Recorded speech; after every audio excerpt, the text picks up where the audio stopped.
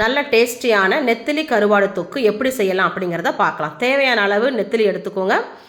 ஒரு 1/4 மணி நேரம் அதை தண்ணியில் ஊற வைங்க. அதுக்கடுத்து தலை வாழை நம்ம எடுத்துடலாம். எடுத்துகிட்டு நல்லா ஒரு 5-6 வாட்டி வாஷ் பண்ணி எடுத்துக்கோங்க. அதுக்கடுத்தது கடாயில் கொஞ்சமாக நீங்கள் எண்ணெய் ஊற்றுங்க. நம்ம கழுவி வச்சுருக்க அந்த நெத்திலி கருவாடு போடுங்க. கொஞ்சமாக மிளகாத்தூள், கொஞ்சமாக உப்பு சேர்த்து ஒரு ஆஃப் ஃப்ரை பண்ணால் போதும். முழுசாக நீங்கள் ஃப்ரை பண்ண வேண்டாம். அடுத்தது அதே கடாயில் கொஞ்சமாக கடுகு போடுங்க. கடுகு பொரிஞ்சதும் ஒரு 5-6 பல் பூண்டு நசுக்கி சேர்த்துக்கோங்க. அடுத்து தேவையான அளவு பெரிய வெங்காயத்தை சின்ன சின்னதாக கட் பண்ணி அதையும் நல்லா வதக்குங்க. அது வதங்கி வர ஸ்டேஜில் தேவையான அளவு தக்காளி சேர்த்துக்கோங்க. அதுக்கப்புறமா காரத்துக்கு ஏற்ற மாதிரி மிளகாத்தூள், நான் குழம்பு மிளகாத்தூள் சேர்த்துருக்கேன். அதுக்கு அடுத்தது கொஞ்சமாக தண்ணி ஊற்றி நம்ம அதை வேக வைக்கலாம். ஒரு 5 நிமிஷம் நம்ம வேக வச்சா போதும்.